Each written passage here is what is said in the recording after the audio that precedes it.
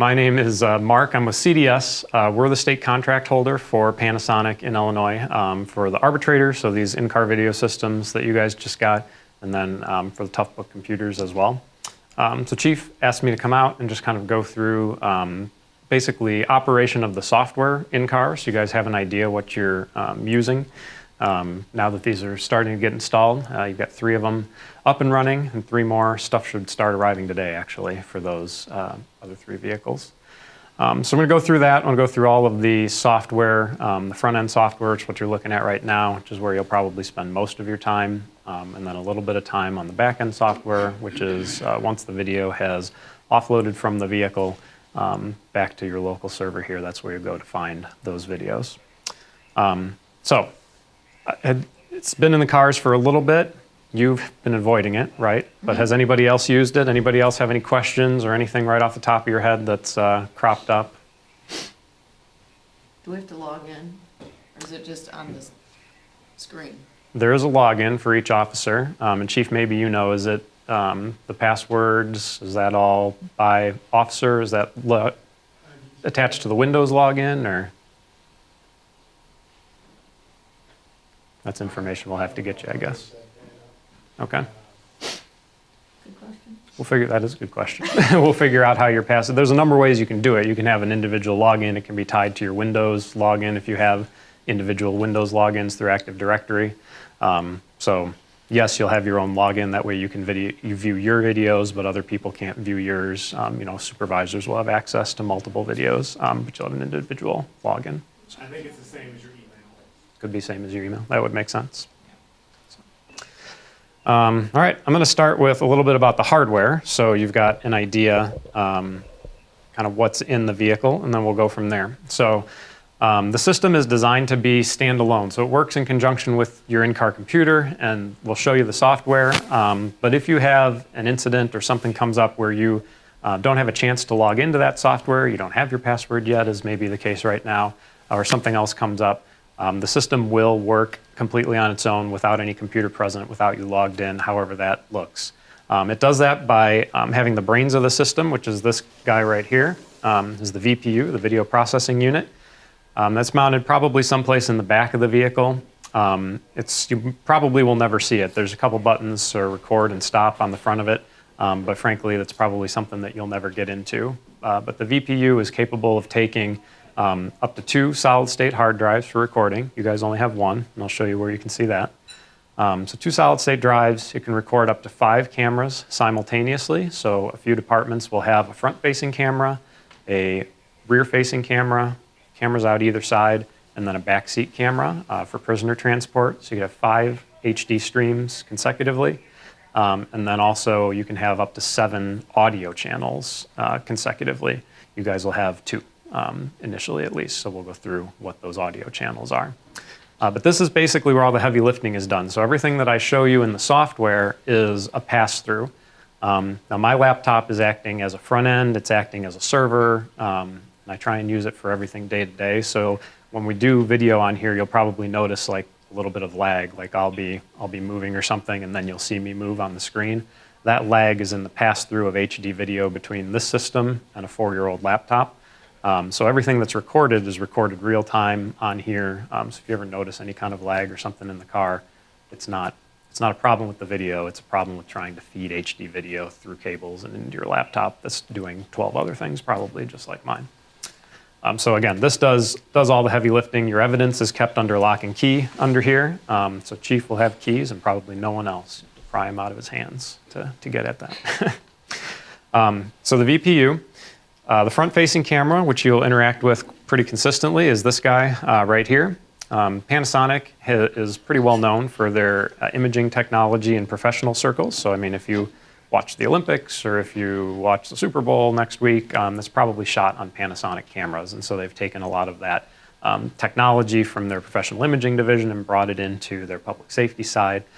So there's some pretty remarkable zoom capabilities on the camera.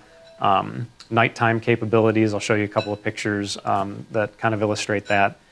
So that's something that you can play around with, especially at the beginning, to see how it reacts to certain situations. But for the most part, the the way the system is designed is so that you don't have to play cinematographer, right? So there's settings, we're gonna go through these settings, and you may just forget all about them, and 99.9% of the time, you hit your lights, it starts recording, that's all you're gonna need to know. It stops recording, you get the evidence that you need. So there are a few things that you can change or tweak a little bit, but it may not be something that you need to get into all that often. So we'll go through the camera a little more depth. There's also a side face or a rear seat camera, which is this guy right here. A little hard to see, this black camera.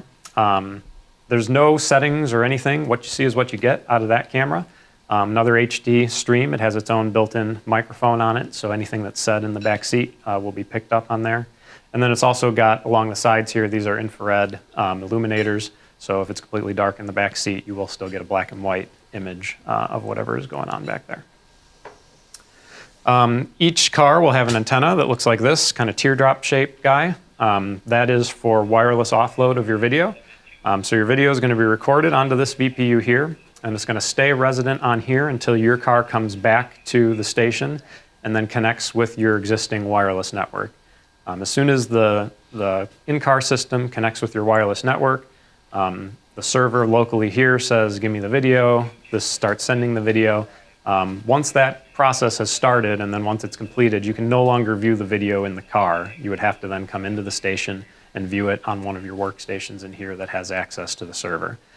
So initially, and again, I'll show you how to do this, but initially, if you had a traffic stop or some sort of incident, you're going to be able to view the video on your laptop in the car, but just know that you can only view that in the car until you come back to the station. At that point, the Wi-Fi handoff starts to take place, and those videos get pulled off automatically. Again, you don't have to babysit it. You don't have to hit any passwords or anything like that. When you come in, it'll automatically connect and start to offload. You turn off your car, grab your bag, come inside, let it go. It's on a timer of its own, so you don't have to worry about that. Each system also has a wireless microphone. Looks like this, or like this if you've got it in the case. We'll go through the mic in more detail, but it's a 900 megahertz mic. The reason that that's important is that it gives you, it's pretty long range. So line of sight, you could be up to 1 mile away from your recorder box and still get audio recording out of this. Mic gives you a couple of different instances of feedback as to what mode it's in and if it's connected with the system. So we'll go through that as well. But this is just designed to be worn, again, with the pouch, if you've got a place on the uniform for it, primarily waist up on the uniform so that you get better audio fidelity.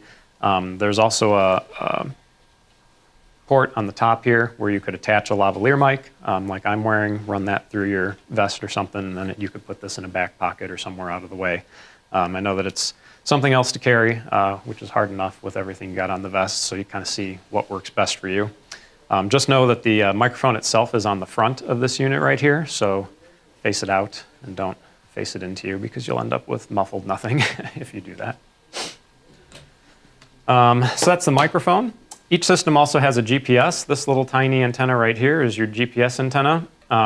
It's connected just back to the VPU and is used only for speed and latitude and longitude on this video. So you can't access that GPS and do like routing from your computer or anything. Headquarters can't access the GPS and track where you are or anything like that. It's just local to here. It connects directly back to this VPU. So that's what that antenna is. You guys have a couple of, oh wait, before we get to the optional pieces, there's one more. You can kind of see it right here. This little box, this black box right here, you may have a green light on it. That's a battery backup unit. The battery backup unit basically will either kick on a recording in case the main connection to the main vehicle battery gets broken, or it will continue a recording if one was already going. But basically a couple years ago, Panasonic started including that with all their kits, the reason being if there was a major event where, an accident or something like that where the main car battery gets dislodged, doesn't matter how high quality the video is out of this camera, with no power, you don't get anything. We just redid our furnace at home because it was breaking down, and so we've got a new furnace and it's going to be negative 20 degrees, but my wife texted me on the way here and said, guess what, our power went out. Doesn't matter how good my furnace is. Same thing with this. So the battery backup will kick on, it'll run for up to 10 minutes, and then it'll automatically safely close down that video, shut it down so there's no corruption in the file, etc. So just a backup secondary precaution, hopefully never needed. but that's the battery backup. A couple of optional pieces that you guys have. There is a siren detection cable. So when you hit your siren, you'll see, and we'll go over some triggers that'll come up on the screen that will light up on the screen just to let you know throughout the course of the recording that your siren was active at that period of time. So that piece is in there. And then you guys also have a G-force sensor. You'll probably never see it. It's mounted somewhere center mass of the vehicle. It's designed to detect swift changes in speed and also roll or flip, and it will automatically kick on a recording in case it detects that. So again, in case of an accident, the first thought that you have may not be, let me hit my lights and get my camera recording or something like that. The G-force sensor will kick on a recording, and you'll automatically have that video then rolling from that point. All of these systems sort of feed back in, and in the interest of making it as easy as possible, there's a pre-record option that's set up on here. Chief says, I think 30 seconds is what you're set at right now. So basically this front camera and the backseat camera are constantly looping a 30-second recording, no audio, video only, at all times. And then as soon as you hit record, as soon as you hit your lights, which starts a recording, as soon as there's an accident and the G-force sensor kicks in, however that recording actually starts, you're going to have the previous 30 seconds of video only, no audio. So if you see somebody run a light in an intersection, by the time you hit record, that's gone, but you'll be able to see the video portion of that in the evidence. So that's in there. When you hit the stop button, the system is configurable so that it could continue recording for a short period. There are some departments that have constituency that claim injury after the fact. Your officer stopped recording and then did XYZ to me, so you can continue recording. You guys don't have that set up at this point, so a stop is a hard stop on your video. As soon as you hit stop, the video is off. On the audio side, as soon as you hit record, that's when your audio, assuming this mic is connected to the system, that's when your audio is going to kick in as well. So again, that 30 seconds, audio free, hit record, now I have audio for the duration of the video. As soon as I hit stop, cuts off the video, cuts off the audio. You're good to go. Any questions on hardware? Anything right off the bat? Once, twice gone. Okay. So we'll get into the software here, and we'll spend most of our time in the software. Each of your computers will have an icon on the desktop, most likely, that looks something like this. So front end, right up there, that's your arbitrator software. And when you double click it, it loads up a screen just like this. So you're going to have a unique user ID. For me, I'm logging in as a user arbitrator. That's my user ID. First name or last name would autofill most likely when you do your user ID. And then you'll have a unique password that you type in right there to log in. This options tab right here, if you click on that, in the event that you guys have 2 officers in a vehicle, it's a good idea for the second officer to put their ID in right there. What that does is it tags any videos that were shot during the course of this login period, basically, with both of your officer IDs. So both of you can view those videos.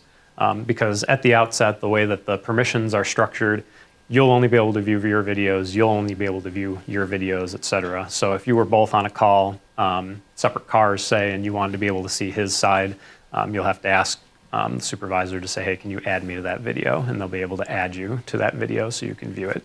So if you're in the same vehicle, this is the easy way to do that. There's these 5 other fields down here that you don't need to worry about filling in. They'll either be auto-filled or they'll be blank, just depending on how much information they're looking at from your vehicle. So most of the time you can just leave this options kind of shut closed like that and use your username and password to log in. Ignore, you guys don't have any body cameras, so you can ignore the body camera information there. So you hit OK to log in, or you hit enter, and it'll load up the software. So there's going to be a series of tabs across the top of the software, and the Live tab is where you'll spend the vast majority of your time. We'll go through Live, we'll go through Archive. I'll show you Upload. You probably may never even need to click on that. And then these 2, Export and Config, because I'm logged in as this arbitrator user, like a system admin, I have these tabs. You won't have those tabs even present. So you can ignore them entirely. So We'll start with the live tab. There's three kind of sections to the screen here. So on the left-hand side, this kind of grayed out area, changes that you make here are changes that affect the recording of your video evidence, whether it's video or audio. Whatever you do there is affecting what's being recorded. So you just want to be, we'll go through all of them, but you just want to be judicious with any changes you make there and make sure you remember what you've changed there for future recordings. Down along the bottom here, this kind of medium gray triggers. This is all informational. There's a couple of tabs down below it there that we'll go through. Just kind of giving you some system information. And then the black section of the screen has got the video side by side. Obviously, you can view your cameras right through there. So we're going to start. I'm going to bring up this main front camera full screen, just because with my old computer, it tends to run less slowly when I have one camera running instead of two. So we're going to start with the front camera. So we've got two tabs here. Start with the front camera tab. Most of these controls are duplicated on the back of the camera itself, but we'll go through each of them individually. So the camera is capable of 30 times optical zoom and another 12 times digital zoom. So that's 360 times total zoom capability. And you can control that. So this is wider or this is tighter over here. So you can control that through these controls. There's also the wider, tighter control right on the back of the camera right here. So you may just reach over and do that. I'm going to see if I can find maybe your map over there and zoom in.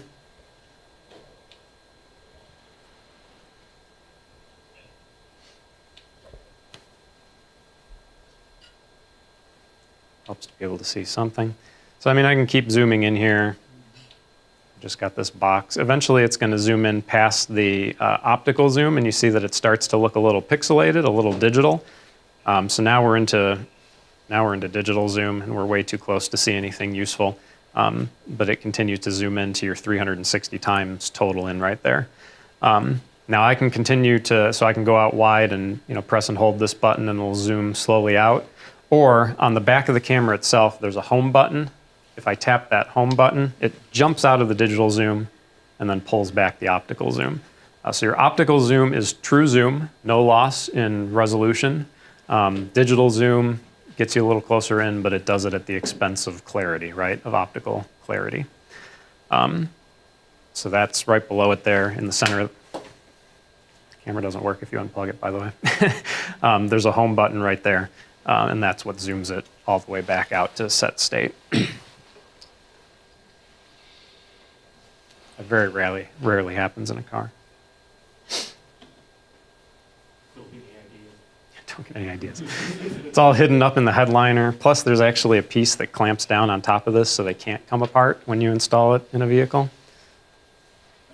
They really pay attention to these kinds of things. Meanwhile, I've broken the little tab on here that holds it in place, which is why it pulls out so easily. And I don't know how quickly it's going to want to come back either.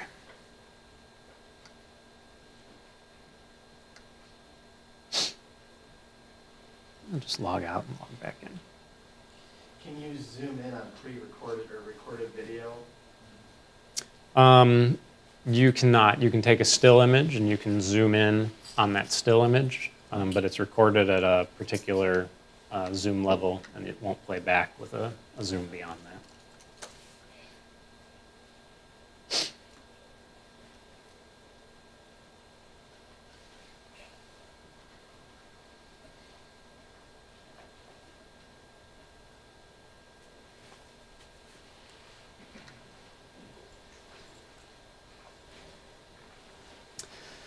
All right, back to our front-facing camera here. So we've got zoom, wide, and tight. The next set of buttons is for focus. You probably are never going to have to mess with this, but these buttons are not duplicated for the most part on the back of the camera because you're going to want to have your software open before you mess with any focus, obviously. So I'm going to use your shoulder if you don't mind here. So I may zoom in on the shoulder there. Right now, we're kind of focused on the holster right here. So I can rack that focus in and bring his shoulder into focus here. I can go back out, bring that in, or bring the radiator into focus there. So that, if you've got evidence or something that you lay on the hood, something like that where the camera is going to want to focus on whatever the predominant view is of the screen. So if you've got a big road in front of you and a little piece of something on the hood that you want to bring into focus, it may not focus up right away. So you can rack your focus in and out.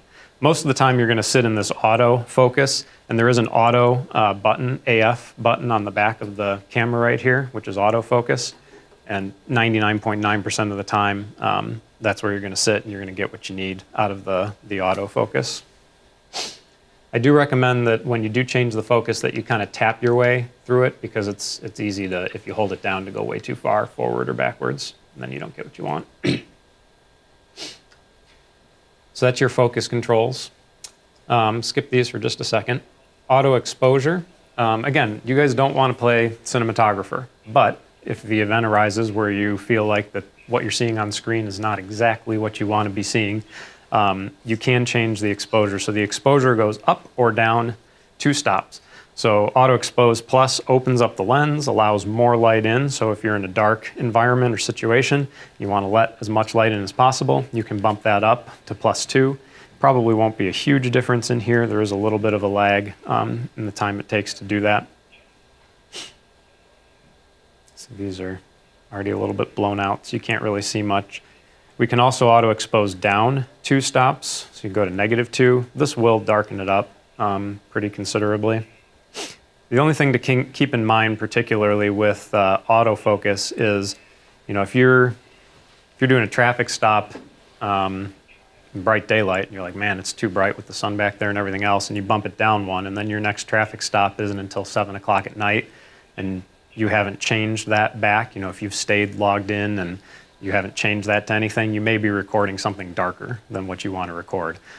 So this is just, again, keep in mind what you do, because the changes that you make here are changes that affect the recorded quality of your evidence. Now, if you were in a vehicle and you made some changes and then you went home and turned off the car and logged out, and you came in and you logged back in, the system's going to reset to a flat state. So you don't have to go back and see what did she change, because she's always pranking you. So you don't have to worry about that. She looks happy about that. So that's your auto exposure right there. There's an auto zoom button on the back of the camera as well, and an auto zoom button up here. This is predetermined. It'll zoom into a set level. It's usually set by departments to either 15 or 30 times zoom. It'll try to focus up for about 8 seconds, and then it'll zoom back out. This can be helpful if you're driving behind someone, you want to grab a license plate, or you want a closer view of the back of the vehicle. And you're just a single button so that your hands aren't off the steering wheel messing with zoom controls. You tap the auto zoom button. It zooms in. There's the chair. We focus up. Like I said, I'll hold it for about 6 seconds or so, and then it'll automatically zoom back out to a full screen view. And that button, again, is duplicated on the back of the camera and labeled as auto zoom. There's also several different modes that are available for the camera, and there is a mode button on the back of the camera. I don't necessarily recommend using that if you don't have the software open, because it used to be that there were 2 modes, so you could just off on and cycle through it, but Panasonic added some new features, so now you could potentially get lost in where you're at in that mode feature. So mode off is where you'll most commonly stay. That's just your standard recording mode. That's what that means. If I click it once, it's going to take me to a night mode, and you can see things kind of brighten up a little bit when I go into night mode. Night mode is really best used when there's almost no ambient light or very little ambient light. It'll take that scene and get you at least something usable out of the video. I've got a couple of pictures that show this. So this is a December, 5 o'clock at night, upstairs at a previous house I used to live in. And you can kind of see out the windows a little bit, but you can't see a whole lot that's going on in your standard mode. If I move into the next mode that I'll show you, it doesn't really change anything. The screen actually gets a little noisier, right? It kind of doesn't look quite as good. There's not a whole lot there. When I pop it into night mode, now all of a sudden where there was virtually nothing before, it's not like crystal clear, high quality color video, but you have something where you had nothing before. You can see the vehicle that's down there. You clearly make out the windows. You can make out the garage, the house next door, all these other things that were sort of hidden in that original mode right here that you couldn't really see before. At least you get something when you come into night mode. So that's kind of the benefit of that night mode setting. An environment like this, much too bright to show anything useful. A second click is a super dynamic mode. Now, super dynamic mode, I do like quite a bit. If anybody is into digital photography and knows what HDR mode is, or if you use the HDR in your iPhone, that's what super dynamic mode is. It's a high dynamic range. It takes the very brightest parts of the picture, the very dimmest parts of the picture, and tries to even it out a little bit across the whole frame so that I think the best use for this would be like a traffic stop on an east-west road during a sunrise or sunset. So if I'm facing east and the sun is rising behind my subject and I'm trying to record them, I've got a very, very bright background. And as a result, the foreground, the person's face, is going to be pretty dim. If I pop into super dynamic mode, it'll help brighten up the face of the subject and account for the fact that that sun is really bright in the background without losing any picture quality. And again, I've got a couple of pictures that show this kind of in action. So this is a sunset picture taken on I-80. So 3 o'clock in November, so as the sun is setting, pretty bright, and as a result, this is a standard mode. This is all pretty, not washed out, but pretty dim right up front as it's trying to account for that sun. But if I turn the super dynamic mode on, now all of a sudden there's significantly more detail, right, that you can pull out of there. So I actually have my demo vehicle set up to load up the camera into super dynamic mode automatically. That's a setting. I'm not 100% sure. You guys are probably loading up into mode off. So when you turn on your car, that's where it'll go. But it can be programmed otherwise, just depending on what the policies and procedures you want to implement. This is another kind of example of that. This is just me in my office. So I turn the lights off, so I'm pretty dark inside the office, but it's bright outside. And then with super dynamic mode on, you can see how much it brightens everything in the foreground.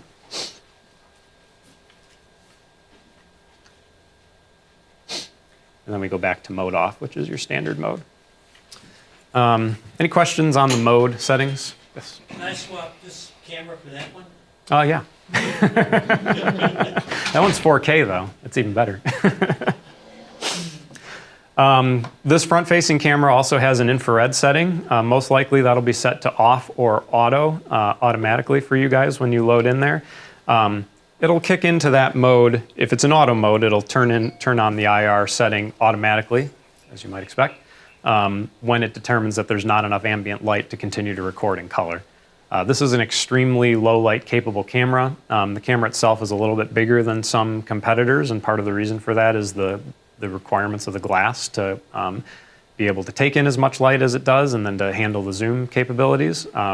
But so one of the benefits is that it will record in color down to very dim conditions compared to some of the other systems on the market. So you may never get into IR mode, and I like to leave mine off so that it doesn't turn on automatically, and I can switch it as needed. So this is a 3-stage. Again, you have off, you have auto, and then you have on. When it goes into on mode, you'll hear a click. And then it switches to black and white. So there's an actual IR filter, like a physical piece that's involved in going into IR mode. And now you can, again, record in near darkness at a shorter range through that IR mode.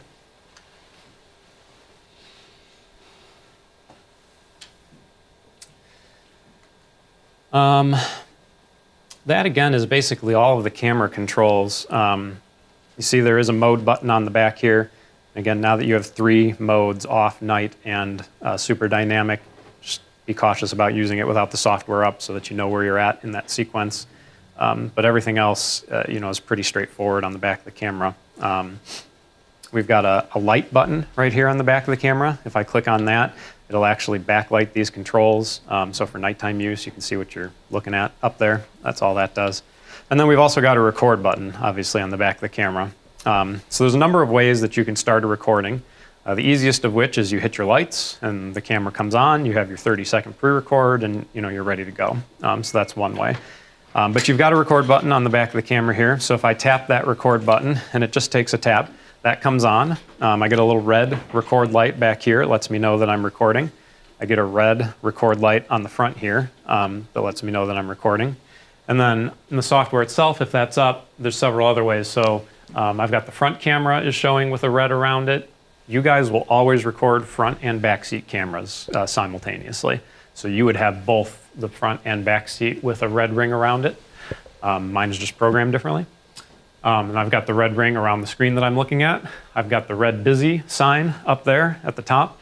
And then I also have that red REC kind of right above the camera frame. That red REC, if you click on it, you can actually minimize it. It stays on top of whatever software you have running. So the idea is not to have like a 3-hour recording of the side of the police station, right? Because you forgot that it's recording. So it stays on top of whatever you're doing, but you can move that around by kind of clicking in the middle of the E and get it out of your way. So put it wherever it's least in your way there. That beep that you heard, that's an optional piece. Every 90 seconds, the system can display an audible beep. Normally it would be through the speakers on the computer, but since I'm hooked up HDMI to your system here, it's taking audio out. So normally you would go through the speakers on the computer. If your computer speakers are muted or turned down low, you're not going to hear it, so it's not foolproof. But just another way that the system can let you know that you're in a record mode. And you may not have that even programmed actually on yours. That's configurable. You'll hear a lot of that. A lot of this stuff is configurable. So set it up however works best for your department. So all of this kind of leads me back to these last two buttons here, so LED front and LED rear. So basically just if you're in a surveillance mode or something like that, you can turn off the lights on this camera. So I turn off the LED rear and that goes away, turn it back on. Same thing with the front LED. I can toggle that on and off if I don't want to blare to the world that I'm recording right there. One advantage of this front LED though, and one engineering piece of it, is that if you can see that front LED in its entirety, you know that you're in frame on the video that's being recorded. So if you're doing a field sobriety test or something like that, if you want to know just at a glance back, hey, am I capturing what I need to capture for this evidence? Again, just look at that light. So you see right up front here, you can't really see the entirety of the light. You can see a glow, but you can't see the whole thing until you come in frame on the video. And same thing over there. So as you come into frame on the video, now you can see the whole light. So just a point of reference for the camera there. When you're all done with your recording, a couple of ways that you can stop. You can hit the stop button in the software. It does just what you would expect. There is a stop button on this VPU, but again, depending on where that's mounted, you may never even see it. But you can also use the record button on the back of the camera. So again, it can operate completely without this software. So this would be the way you stop it without software. And you would press and hold this for about 3 seconds until that red light goes off. And then your recording is done.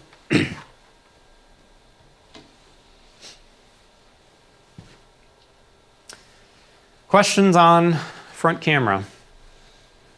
Yes? So when you hit the stop record, how do we categorize, so we know what, when we're going back and looking at the list, is there a way to add like a case number to it or anything?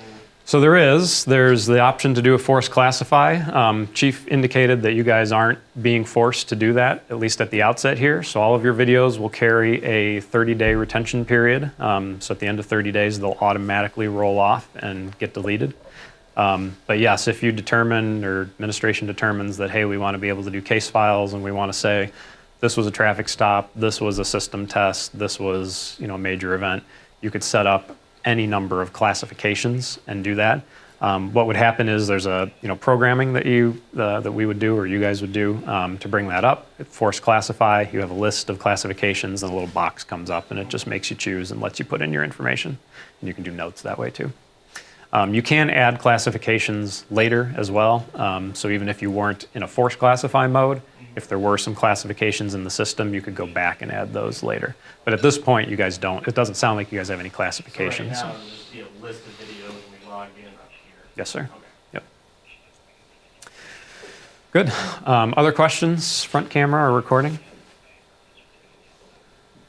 As far as the dynamic mode, would you drive around like that all the time, or would you just choose? I do generally leave it in that super dynamic mode all the time. I find that it gives me what I think is the best video quality. So I do. Yeah. There's some departments, though, that say, same thing with the night mode. I mean, you can disable it entirely and make that go away. And say, hey, we don't want this thing to see any more than our officers can see at any time, so we don't want that night mode. So that's an option. Again, configurable.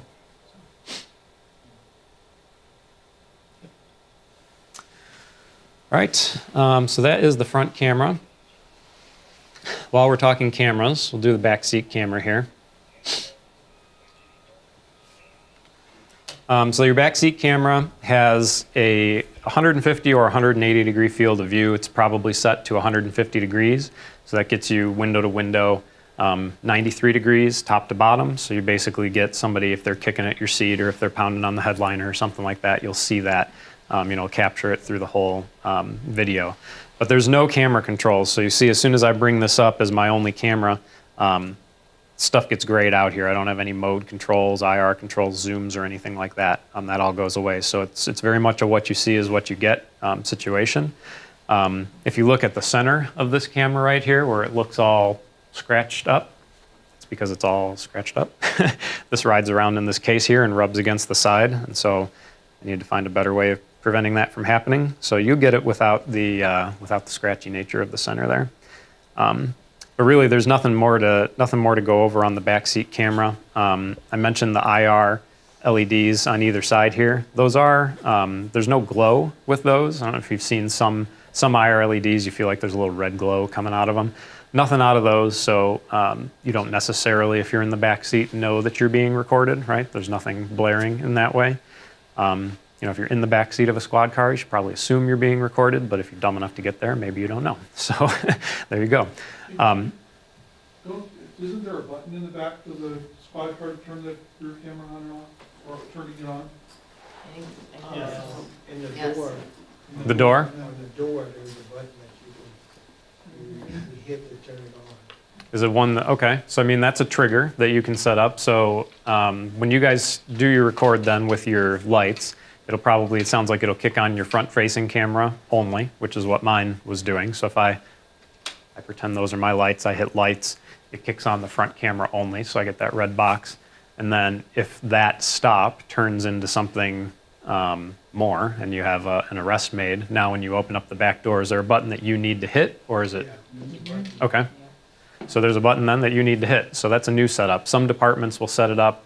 So Crystal Lake PD, for example, has set up where if you open up the back door, it automatically starts the recording. There's a button in there that triggers the recording. So there's lots of ways that you can set that up. So what that would do then is as soon as you open up that back door and hit the button, it's going to add your back seat camera to this recording. So it would look like this, where your front camera was recording.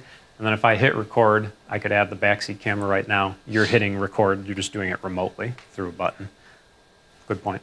Lots of different ways to set it up. It saves you guys a lot of video space because most of the time you would be recording an empty backseat, right? So this prevents you from having a lot of wasted HD video. So with our setup, I probably missed it, but can you, let's say you put the person in the back, they're driving wherever, can you start recording the back seat from the back end software?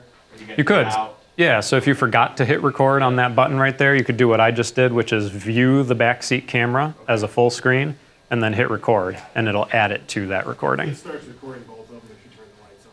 It does start recording both of them. So when does that button come into play then? If you're not recording beforehand and you want to record. when You only want to record backseat?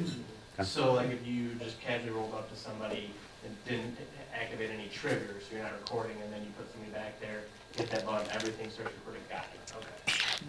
It'd be the same as like hitting the record button on your. Yes. Got it. Okay. Yes, Like I'm. in an event or you're backing up city and you didn't go light the sirens, you put somebody in the back of your car, you want to be able to hit that button. Okay. That makes sense. Yeah, I could do a similar thing right now, just through the software by looking at the backseat camera, hitting record, and now I'm only recording backseat, and I'm not recording the front camera. And then if I wanted to add the front camera, I could click on it, hit record, and now I'm recording both simultaneously.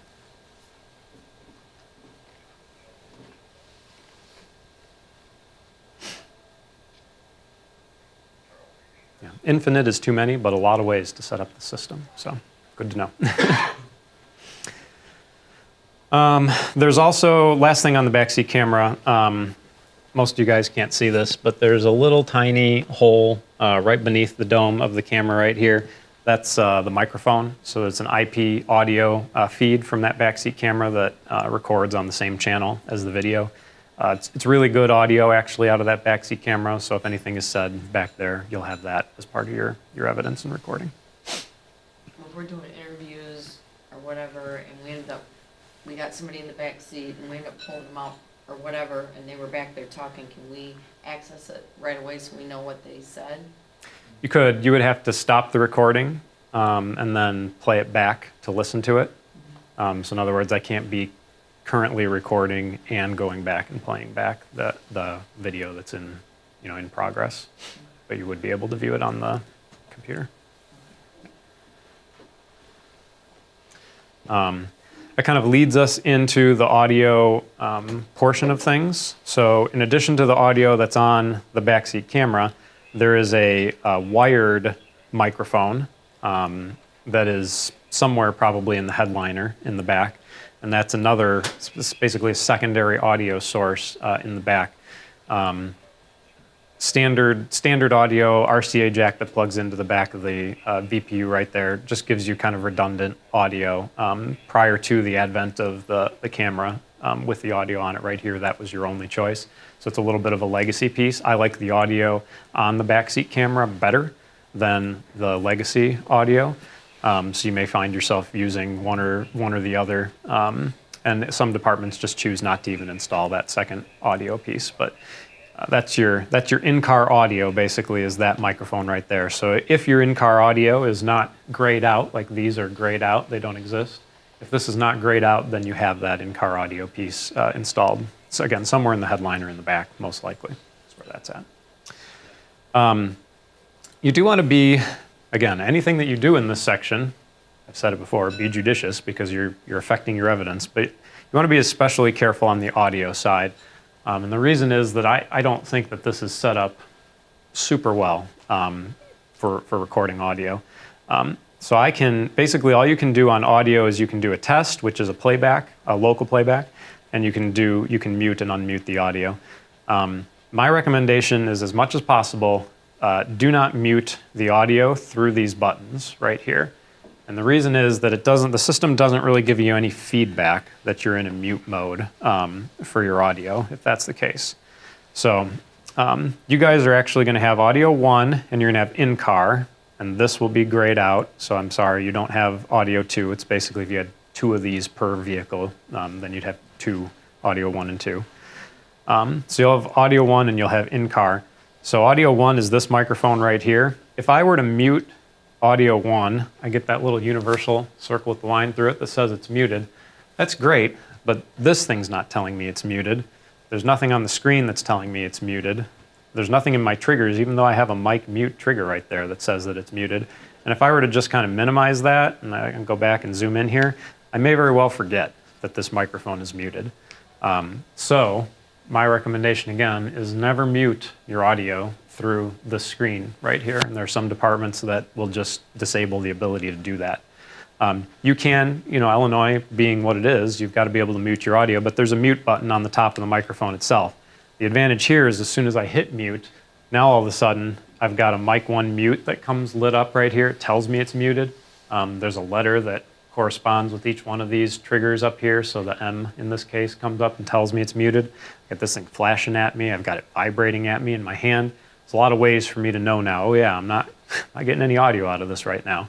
It doesn't matter what state that tab happens to be in. So my recommendation, if you need to mute, do it through the microphone itself and not through the software.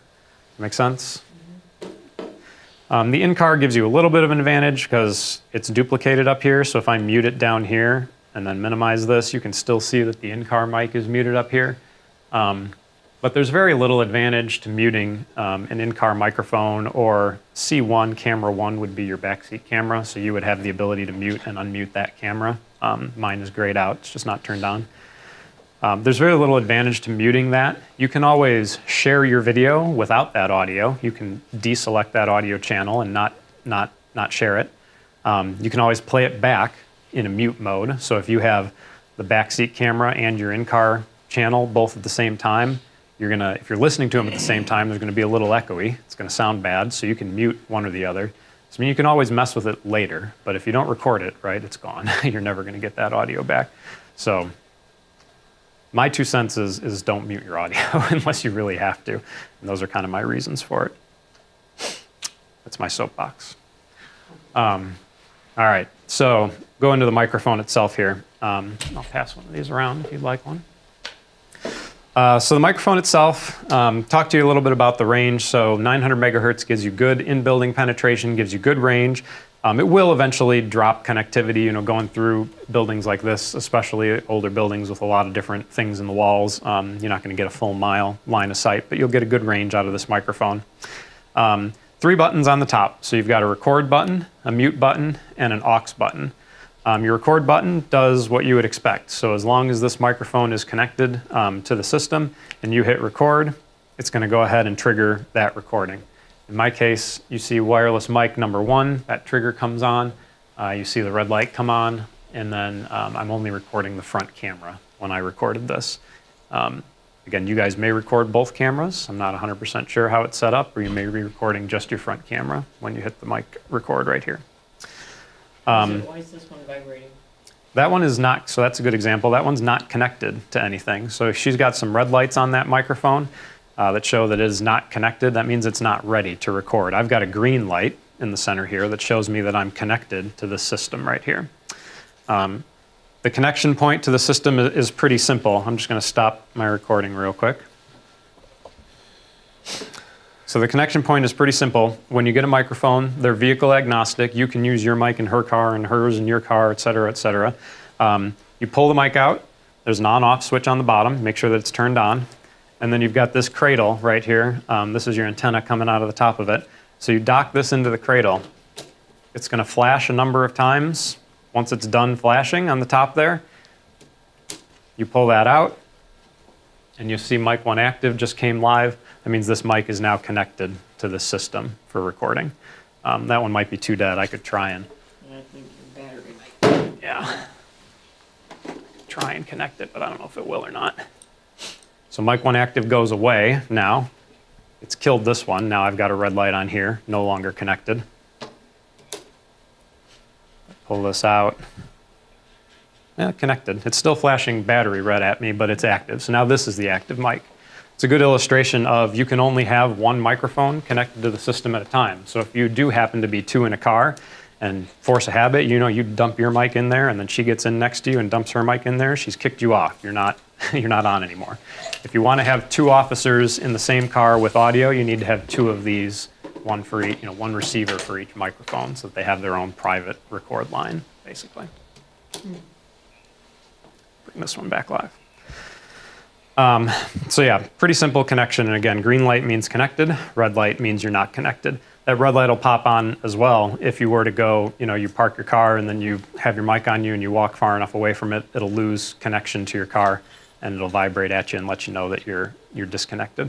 When you come back close enough, it'll automatically reestablish that connection. And that's the case. So there are some departments that just leave the microphones in the car. You may never really have to resync your microphone to your vehicle because it remembers the last vehicle that it was synced to. So it may just pop up green right away. Any questions on syncing the microphone to the car? So we've got the record button. There is no way to stop a recording remotely from the system. So if I started a recording remotely and it comes up like that, I can press this record button all I want. I press and hold.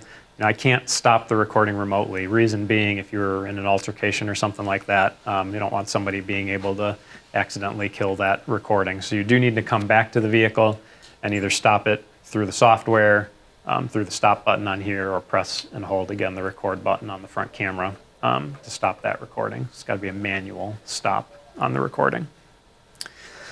Mute, we've gone over, pretty straightforward. When I hit the mute, it does flash yellow at me to let me know I'm in a mute mode.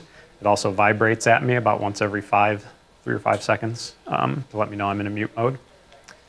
And then the last button is labeled aux or auxiliary. I don't believe you guys have this program to do anything. So for now, it's got a good feel to it. It's a good clicky button to play with. It won't do anything, so feel free to click it all you want. What some departments will do with the aux button is they'll program it to, like you guys have done with the switch for the backseat camera, they'll program the aux button. You actually have to hold it for about 3 seconds. Aux comes on, and it'll add the backseat camera to a recording. Some departments will have the aux button release a canine from the back of the vehicle. So there's different functions for that, but again, you guys don't have it set up to do anything at this point, so you can ignore it. Depending on which side you're looking at, is from the front, on the left-hand side, there's a slider switch that gives you control over how the mic provides feedback to you. So all the way at the top, it gives you LEDs, and it gives you vibration to let you know what mode it is in. I slide it down one, I get LEDs only, no vibration. Slide it down again, I get vibration only with no LEDs, and then all the way down at the bottom is kind of that incognito mode. So just kind of be aware if you grab your microphone and you're like, this stupid thing's broken, oftentimes it may be in that incognito mode, and you just slide it back up, and now all your lights and everything come back on. So check that first. Battery life on the microphones, you get about 12 hours from a full charge. It takes about 3 hours to go from completely dead to completely full. If you're riding around in the vehicle and it's a little bit low, you can dock it in there. It will disconnect, so it's not ready to record now, but it'll also charge while you're driving around. So that, 15 minutes worth of charge will give you, I don't know, about an hour worth of use out of it. So get some benefit there. The batteries are, user replaceable. So after a couple of years, this comes off, these batteries come out. Tell Chief Glover, hey, this thing's only lasting 6 hours or whatever, we need a new battery. You can get a new battery. Green is fully charged. Yellow, I believe, is between 40 and 60% charged. Or no, probably between 30 and 60%, and then red is below that point. It's kind of let you know where it is in the charge cycle. Again, the actual microphone itself is this pinhole on the front here. You can wear it, in a vest pocket as long as the material isn't so thick that it won't let any sound through. You do want to have something fairly tightly wrapped around it, because the more it jostles around, the more you're going to get rubbing sounds and things of that nature on it. Again, I do recommend kind of waist up. If you're going to be walking up, next to the vehicle and your waist happens to be right at the side or right at the height of the engine, you can sometimes get too much engine noise. So if you can wear it somewhere in the middle, that can be helpful. Somewhere that'll be close to your mouth and then close to whoever's mouth you're talking to pick up the audio. You may have to play with that, just a little bit as far as placement goes. Again, there is a microphone, lavalier microphone plug-in on the top here, and you could run that through and put it on a lapel mic or something. It's just something else to get tangled up in for some officers, but for some officers it helps with, having nowhere to store this. So each of these does come with one of those cases that it's going around in. So again, just face it out however you choose to wear it, and you get the best audio possible. Questions on mics?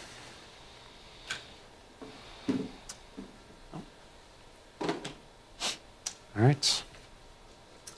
There are a couple of buttons on here that we've sort of glossed over. So right at the top of the software here, this one looks like a camera, which is a snapshot button. What that does is everything we've talked about now is evidence, right? Any video that I record gets stored on here. Again, this is under lock and key. Nobody can get at it. I can't get at it. Chief can't get at it without opening that. If I open this up, it records that it was open, that the thing was open. It's treated like digital evidence, right? Chain of custody, the whole 9 yards. This snapshot is not like that. This is just a JPEG image. So if I hit snapshot, it's going to take a still image of both of these camera views right now, because I have both up on the screen at once. It'll take a still image of both of those camera views and save it locally to the hard drive of my laptop. The use case for this is if you've got email on your laptop, you're able to take a snapshot, send it out to everybody. Here's the guy I found. Here's a picture of the evidence. Is this the red hoodie? Is this whatever, right? It's all right there. But it's just a JPEG image, and it's just a local store. So you could also draw devil horns on the guy and post it on Facebook.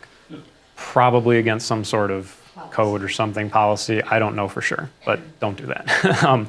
But so it's not, it's not evidence in the same way. It's not being stored on here. If I take a snapshot right now, there's really no, like I just did, there's really no record of that. I'm not recording, I'm not generating evidence right now, so it's just a snapshot, it's just on here. If I were recording, and I were to take a snapshot, now it's still not evidence, it's still stored on here, it's still a JPEG image, but this video, which is evidence, there'll be a note on the video saying that user arbitrator, how I logged in, took a snapshot of this video at this date at this time, and it's just logged as metadata. So it's, you know, permanent record of my interaction with the video. So we may not ever know what happened to that snapshot, but we know that I took it, and somebody could potentially go back and say, why did you take it? I say, I was training these guys, and they say, good excuse. So that's your snapshot setting right there. When we're in a record mode, you see the bookmark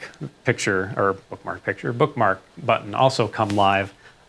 Does just what you think. If you're following behind somebody, they toss something out of the car or what have you, if you've got the ability to safely reach over and hit bookmark, it'll insert a little digital hash mark under that portion of the video, and when you go to play it back, you can jump directly to that portion of the video. If you can't bookmark a video at the time that it's being recorded, when you're in playback mode, you can always add bookmarks later. You know, you may have a 3-hour traffic stop, and there may be one point 2 hours in that you really want to remember, and you want to show to chief, and you don't want to have to try and find it every time, so you can bookmark it later. So that's your bookmark. Because you guys don't have classifications, that classify button will always stay grayed out for you, so you won't have to mess with that at least at this point, to your question. Questions on bookmark, snapshots, anything? Yes. So I was talking to the installer, and he explained that there may be a feature with these. Let's say you get into a vehicle pursuit, and during that pursuit, somebody tosses out a gun. And in this scenario, it was a very rural area that everything looks the same. So he said you could go back, press stop, watch the video, and when you see that item get thrown from the vehicle, you can see like the lat log. Is that something we have available to us? You will, yeah. So as we'll kind of get into in just a second, actually, this section down here, okay. So you've got your GPS, you'll be able to see where you were at that time of the video. Yep. Good. I have no GPS signal in here, so I got nothing. Nothing right there, but you guys would have it. Good. And those snapshots you were talking about, so if we get a snapshot and we want to send it to other people, how are we sending that? So we'll come back down here as well. So you have your info tab and these other tabs. There's also a snapshot tab. Mm-hmm. This is telling me where that snapshot is being stored. So on my machine, it's going to a public folder called Pictures. You know, in configuration, it could be set up to save that snapshot right to your desktop to make it easy to find, if that's how you guys want it set up. And then you would use your email.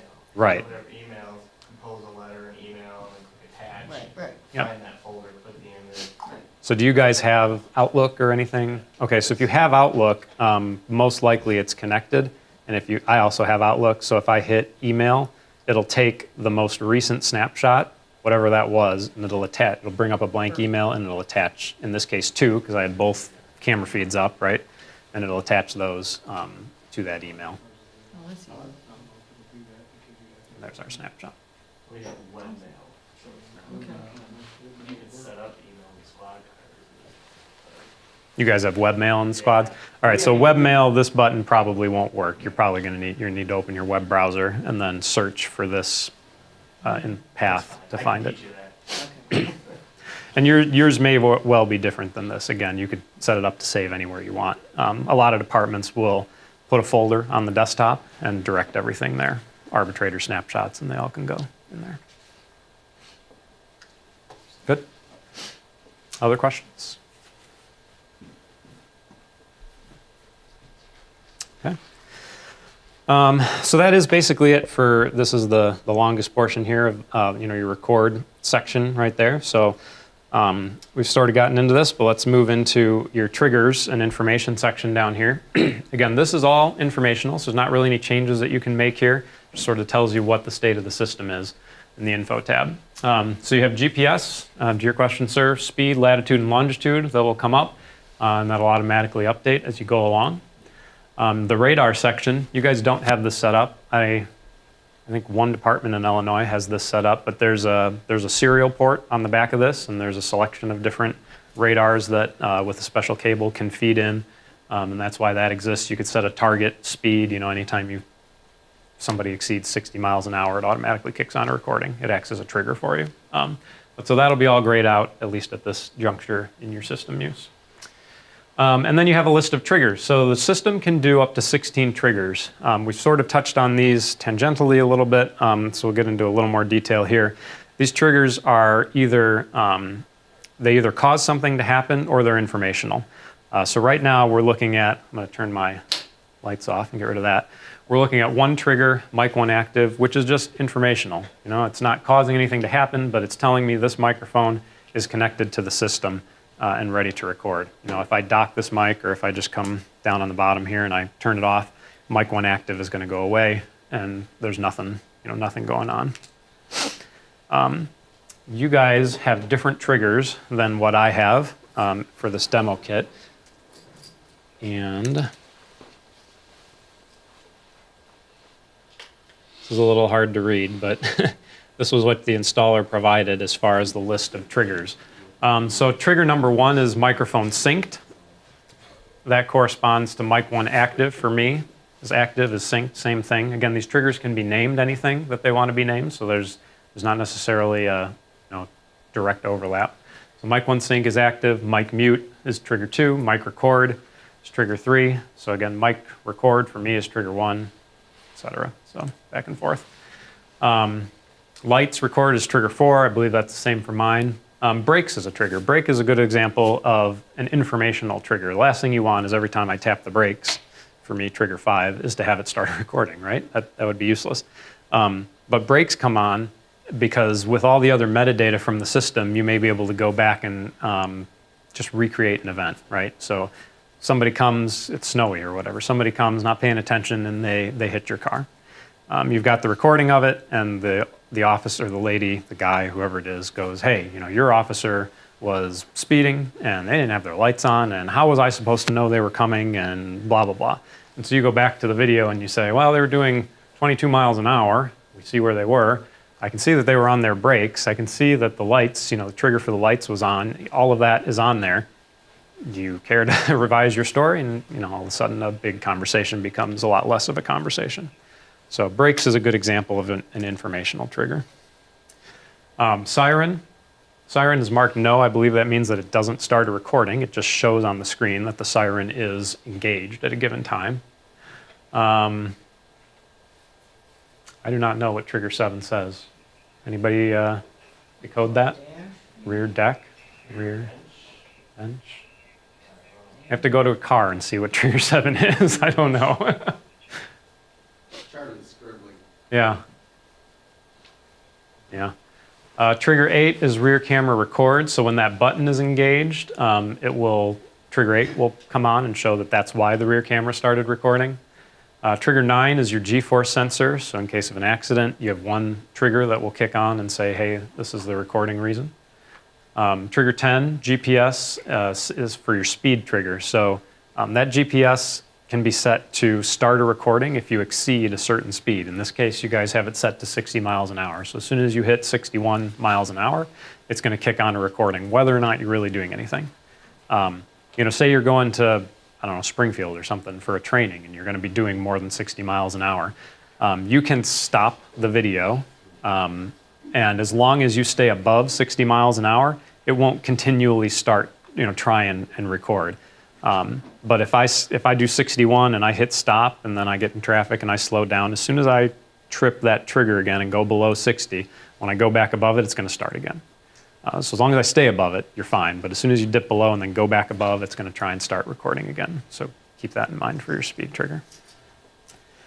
And then triggers 12, 13, and 14. You guys have mostly ignored these. They're battery backup triggers. They kind of correspond to triggers 7, 8, and 9 on here. So that battery backup module, again, in case the main car battery comes disengaged, if that were to happen, trigger number 8 for me would come on. It would trigger a recording. It would monitor itself until it could no longer record. Then trigger number 7 would come on, and it would stop recording. And that would be the end of the video. Trigger number 9, battery backup battery, or it may be test, or it may be check, or however it's labeled. The battery backup unit does its own system test every 60 starts, I believe, to make sure that it has enough capacity to hold a charge. And eventually that battery is going to need replacing. It's a batteries plus type model that you can get off the shelves and replace out. And so that trigger would come on, it would stay on. It's just an informational trigger, and you would say, hey chief, car 23 needs a new battery, and they could replace that battery. So that is your triggers versus mine, a little bit different. Any questions on triggers?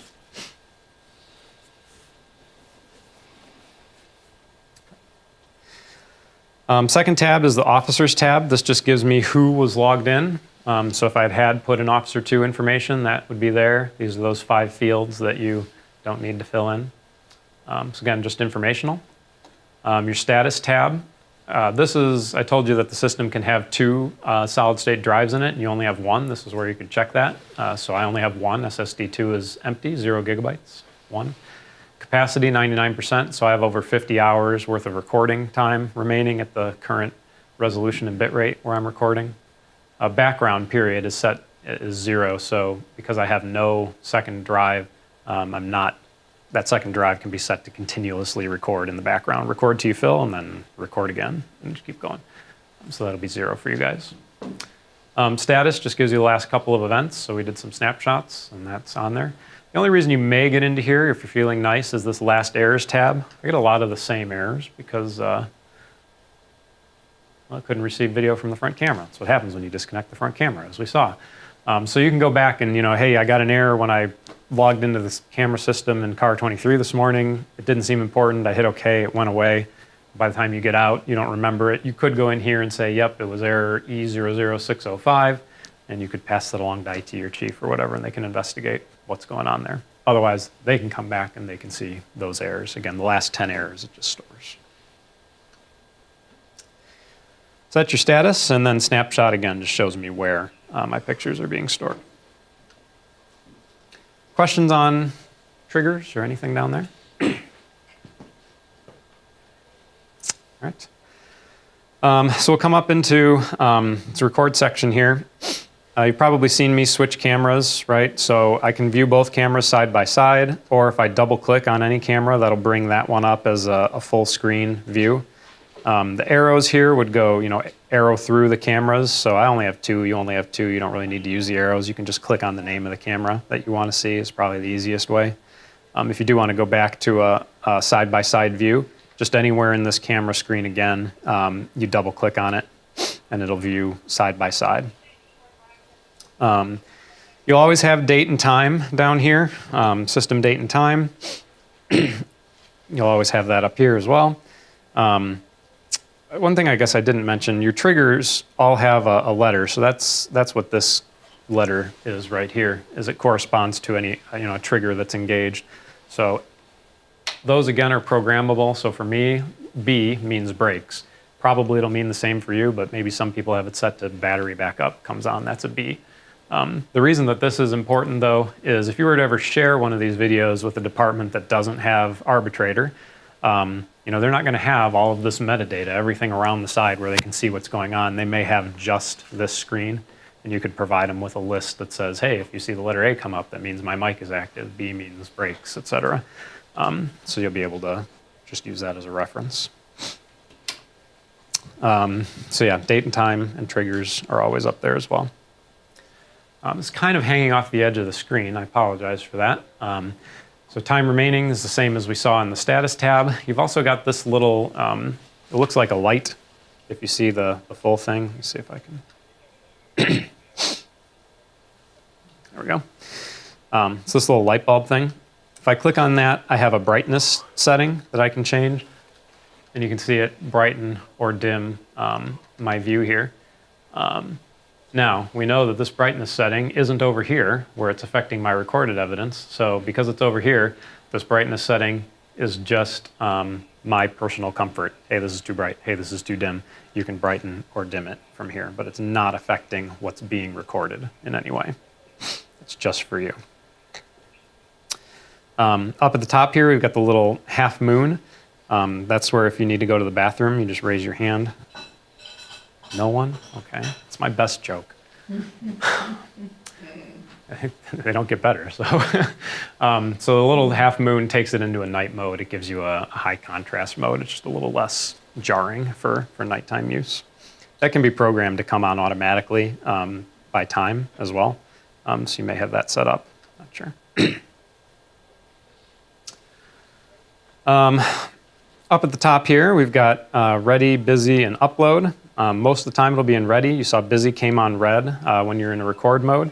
And then upload, when you come back to the station and it starts to make that connection, you'll see that start to flash and as videos start to upload. Again, you guys don't have body-worn cameras. You can ignore those. Those will be grayed out. And then we got two more buttons over here. The first one is the simple operation mode. There may be times when you want to run a piece of software but still be able to see your arbitrator software side by side with it. So simple operation mode, just gives you your basic controls right here, your camera views, and let you see what's going on while you're working on something else. If you're done with that mode, you click on it, and you go back to that full screen operation mode right there. Last button is this HD performance adjustment. You can play with this if you want to. Again, my computer is a case in point, right? It's 4 years old. It's not really designed for pulling HD video live through. So I've made some adjustments. Basically, there's three things that you can change. The first one down at the bottom, where it says displaying frame rate, the video rate is 30 frames per second, just like network TV. I have mine set to 15 frames per second, so it's basically only displaying half the information that comes to it, just as a way to cut down on the load on my processor. And you can set it all the way down to 5 frames per second. It gets pretty noticeable, like people kind of walking like robots. It looks a little like strobe effect. But again, you can do that, make that change here. Absolutely no effect on what's being recorded. It's what's coming through your computer. We have departments that have old CF29, CF30 Toughbook computers that they got from Ilias 12 years ago or something like that, and they're trying to run HD video through it. It doesn't work. So this is a good way to knock that load down. Up here, the two other changes you can make are right here. So reduction level refers to how much video is being sent to it. If it's set to none, then the computer's saying, give me all the video. If it's set to strong, it's reducing the bandwidth that's required. So strong is less processor intensive. And then image smoothing refers to processing on the computer side. If image smoothing is set to yes, then the computer is trying to make the video look a little bit better than just the raw. If it's set to no, it just says, here you go. This is what you got. So you can play around with that, and your preferences won't affect his preferences and across the board. And again, it doesn't affect at all what's being recorded. And I think that's it for the live tab. We've made it this far. Any questions before we move on? All right. Your archive tab number 2 here. Pretty straightforward. If you've ever used Windows playback before, you've got play, pause, fast forward, start, that kind of thing. Basically, the archive tab is going to take a look at any videos that are stored on your VPU right here and let you play them back. So as soon as those videos start to get pulled off, this tab will empty out and you won't be able to play anything. But for now, you'll have a couple. I've got 10 videos right here because this doesn't offload to anything unless I clear it out. You guys may never have more than, 1, 2, 3 videos because you have a call and then you come back to the station and it offloads right away.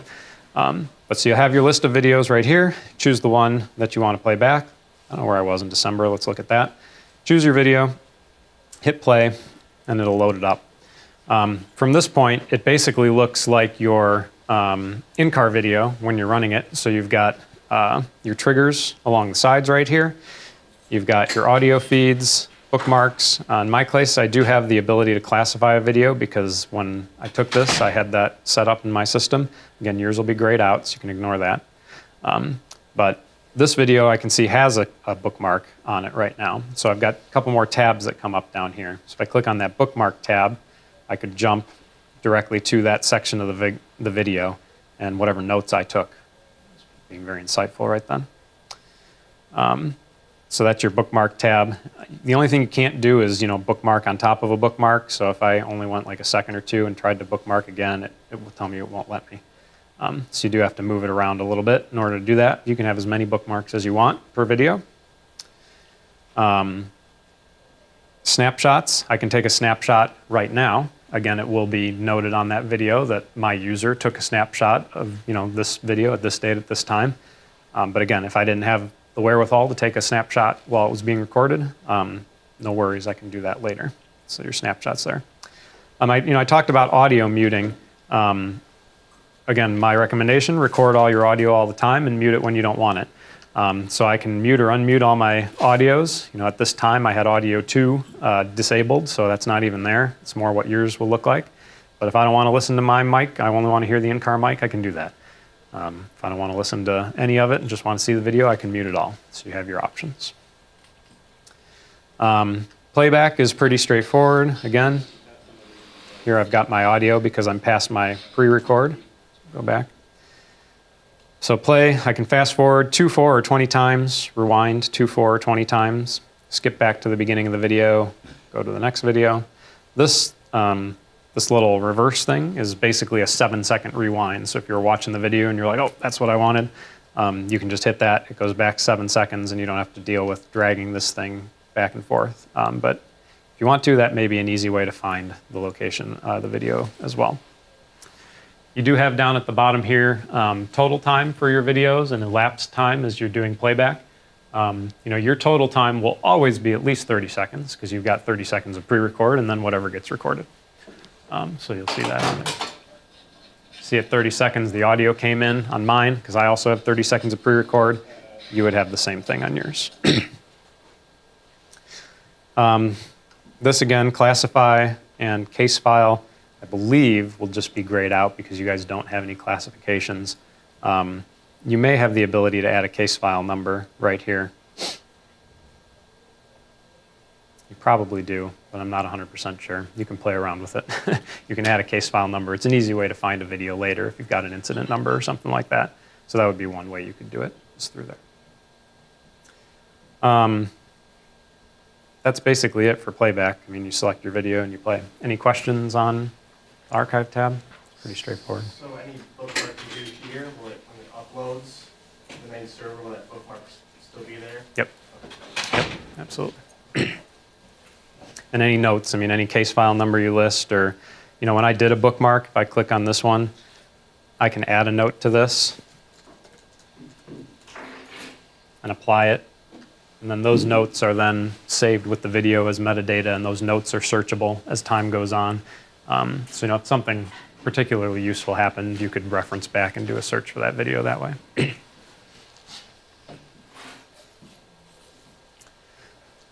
All right. I click on the upload tab with a little trepidation. Again, my computer is too old to be doing this. Basically, what your upload tab will show, if you ever click on it, is a list of all the videos that are available. And for each file, as you watch it offload, it'll show you how far along that is. And for all the videos, it'll show you how far along you are in that offload process. You guys won't have a start button because it'll automatically start to offload when you hit your Wi-Fi. I don't have any Wi-Fi, so I would have to force mine to offload, which I'm not going to do. But you'll start to see these go away. So basically just a quick reference of, hey, I've got these 3 videos, 10 videos, wherever, how long until this one comes off? And you'll be able to see kind of graphically how far along you are in that offload process. Again, export and config, you guys won't have those, so we can ignore them. And that's basically it for your front-end in-car software experience. Any questions on any of those?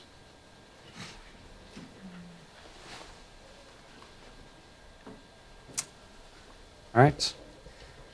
When you're done, just hit the little red X in the corner. You can either log out, which brings that login screen up, or if you exit, it just closes the program entirely. And we'll move on. So backend client is this icon right here. This is the name of the software that you will use to view your videos once they've been pulled off of here and saved onto the server. Is it just these 2 computers that access backend client, Chief? Or are there more? I don't believe so. I think it's just command staff. Right now, Command staff? Okay. they're gonna have one set up on there. Okay, so you'll have a computer shortly. So backend client pops up. You'll have your user ID and password, same thing that you use to log in to the main system, the front end system. You log into the backend client. You hit login. And what it's going to do is it's going to bring up what's called a default saved search. That default saved search is, unless you change it, only videos where your officer ID, whatever you logged in as, is tagged as the officer involved with the video. So if you wanted to see his video again, it's not going to pop up initially. You're going to have to do some searching and see if you have access to it. So your default saved search, I should just leave this not maximized so you can see the whole thing.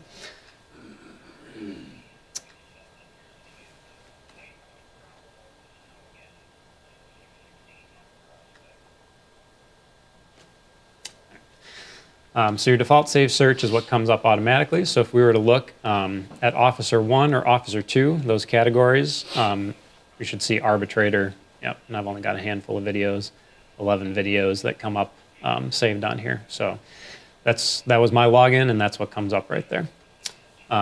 So a couple of tabs for this right here. Your main tab is where you spend most of your time. I'll show you how to do an advanced search, which is what some of these are right here. And we'll go through each of these tabs. But basically, you're going to look for whatever video it is that you're looking for, and call it this one right here.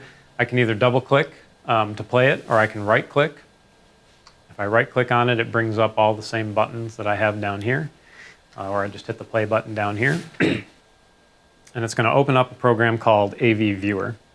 AV Viewer is Panasonic's proprietary software that's required to view these video files. So these video files they're an MP4 file, so they're an open source file, but they've got a secure wrapper around it so that you can't just like post it on YouTube or something like that. And so this software decodes that for playback. And this basically is the same view that you had on your archive, except you only have the one video, so you don't have a list of videos. So all of these pieces work the same as your archive. You have your bookmarks under classify here. You have the ability to do classify tags. You can record or you can do snapshots, bookmarks. You can mute and unmute your audio. Everything that you had on the in-car side. Really, the only change is you do have the ability to go full screen here with that button. So if you don't want any of that extraneous stuff in the way, you can do that. Either escape or back down here brings you back to a regular view. Again, my computer is just slow. It doesn't like it. Once you've got everything that you need out of this video, you close out of it, and it brings you back to your search. As far as searching goes, if default save search returns too many videos, it's too hard to find what you're looking for after you're 30 days into the system and you've got a bunch of videos in there.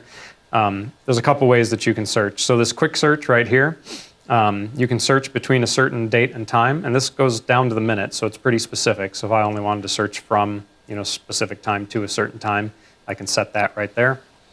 If I don't put any search criteria in and just hit search, it'll bring up any video within there.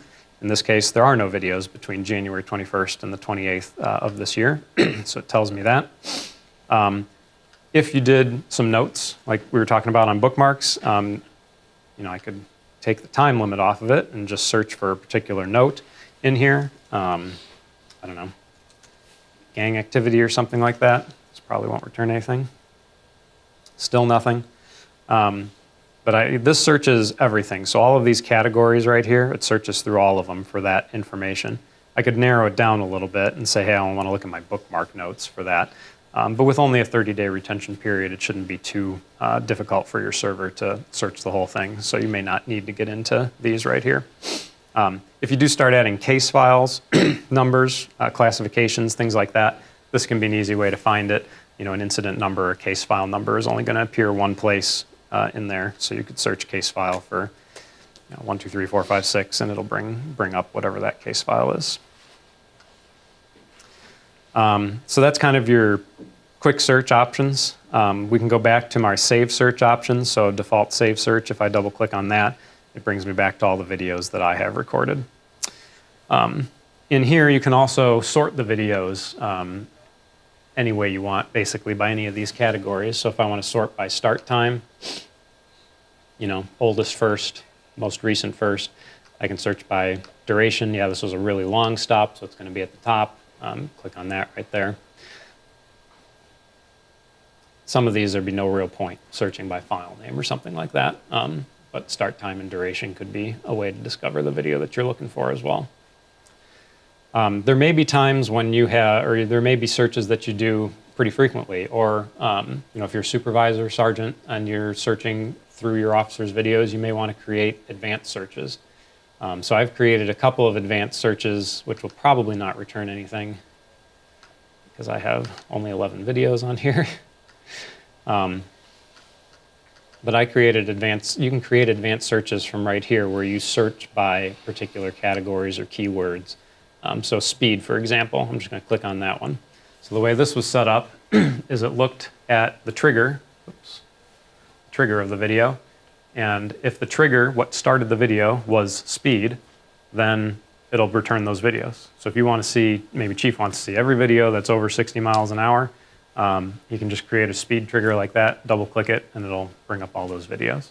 You know, as a supervisor, you could create a group video or a group search.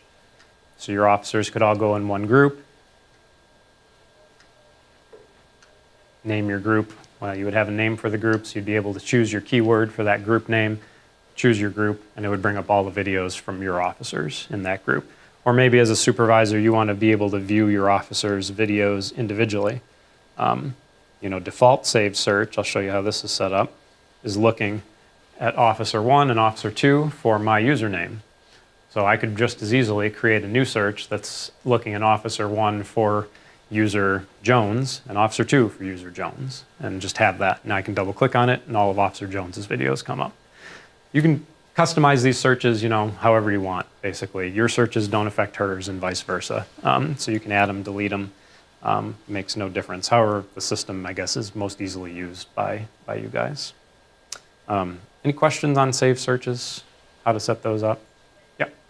Does it create some type of report to show who's looking at what and when? Yeah, so you may return a video or one of your officers may return a video that they're not able to view. It would have like a circle with a red line through it saying you can't view it, but if you double clicked on it, it would say you're not authorized. It would generate just a note in the metadata. You could create a report for that video, and it would generate a note that says, hey, Officer Jones tried to view this video at this date and this time and was denied. I'll go through the reports very briefly, but I'll show you everything that can be reported on. And basically, it's just like, you know, it's a digital version of your evidence room. Anything that's looked at, touched, checked out, etc., is noted permanently in the reporting for that video. And that report can be printed out, pages and pages and pages, depending on how old the video is, and you know, given to a district attorney or whoever is requesting the information. Yeah.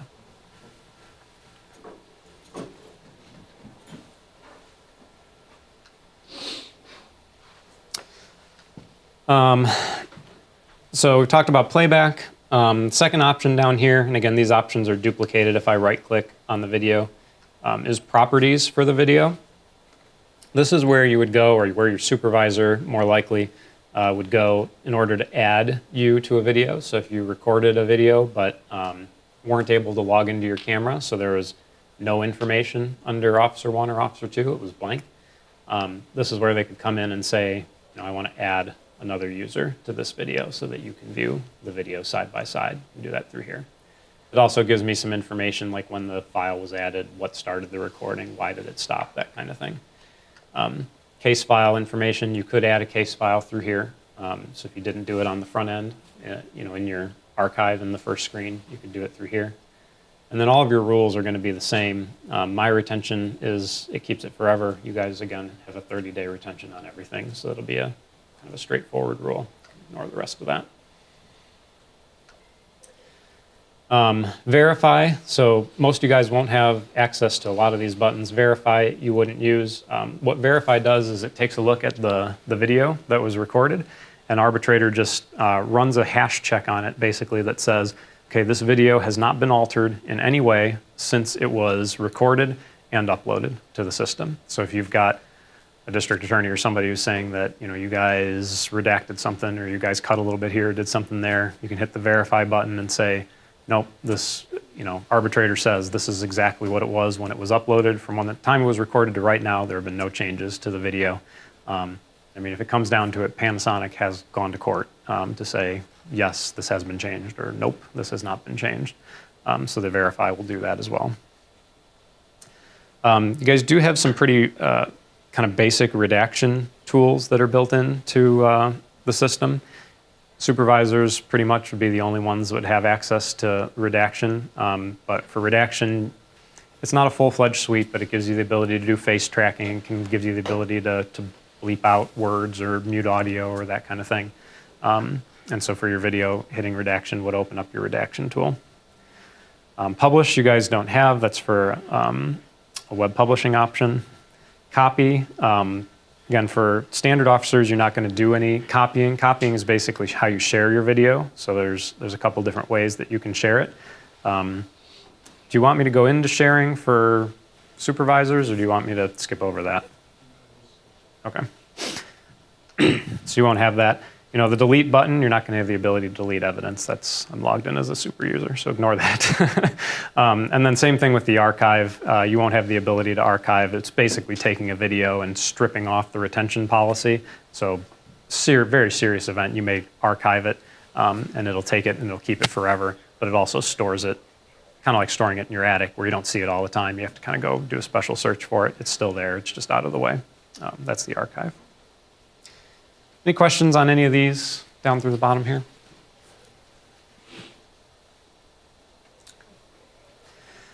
We did advanced search. Import, I don't think you guys are using this way, but just so you know, the arbitrator system can be used as like a full digital evidence management suite. So there are some users or some departments that, you know, if they had classifications and case files and things like that, they may have still images or sworn witness statements or any number of other pieces of extraneous information, you know, digital evidence that they want to store with it. So you could choose, you know, anywhere in your computer, find anything that's basically not an executable file, PDFs, Word documents, etc. Bring them into Arbitrator, tag them with the same case file number and classification. And then when you search by case file, it not only brings up your video, it brings up security camera footage and PDFs and whatever else, you know, JPEG images that goes along with that. And then it manages them all from that point going forward with your retention periods and everything. So that's import. Streaming, you guys don't have set up, but just so you know, the system is capable of doing live streaming from the vehicle back to the station. It has to be enabled, which it's not. And obviously that requires some policy and procedure changes. So it is capable, but it's not set up at this point. You guys don't even have body-worn cameras, so that tab won't exist. You can ignore that. And then the last tab, to your question, is the reporting tab. I'm not actually going to create a report, but I'll show you here all of the different things that you can report on. It's a bit of an eye test from over there. But, you know, for a file, you know, edited bookmarks, added classifications, deleted classifications, edited snapshots, case file information, anything that was clipped, playback arbitrator video. So you can create a report that says this video was played back. I have a video selected, so we've got a video in here. I could say, hey, I want to report on all of these things within a certain period of time or within a certain parameter. You know, I only want to know what one user has done. You know, user, and you would have a full list of your officers, but I just want to know what user arbitrator has done to this video, that kind of thing. So you can kind of narrow it down a little bit.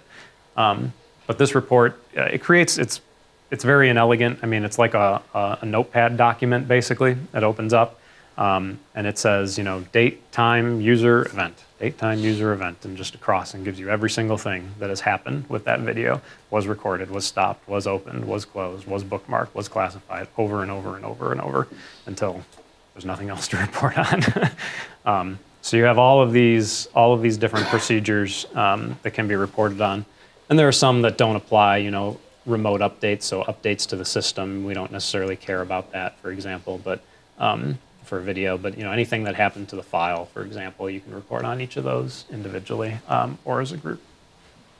The server runs this report, and it can be fairly difficult, or not difficult, but I mean, it can be fairly tedious, long to pull that up. So on my machine, if I created a report, it would probably take me like 5 minutes. It would lock up my computer. It probably would pop up on your server within, 15 seconds or something like that. So just give it a second. And that's basically it for back-end software and searching for videos. Any questions?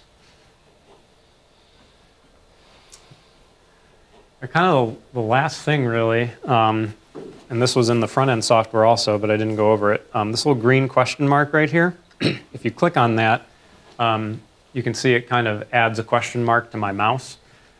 So if you're thinking, 3 weeks from now, you're like, gosh, that guy talked forever, and I was really bored. I don't remember what he said. Click the green question mark. You can click anywhere in the software, and as long as you have Adobe installed on your computer, it'll open up the user guide to the section that talks about whatever you clicked on. And so you can get a quick review of whatever it is you've got a question on. This is searchable too. You can do a Control F and bring up your find function and search by keyword or whatever. So again, all you have to do is have Adobe installed on your machine, and you'll be able to bring this up. Yeah. And I didn't tell you about that first, so you thought you had to listen to me all this time, but you didn't, and I'm sorry. That's really it. That's all I got. So if you don't have any questions, good. Thank you. Cut. Cut. Wrap.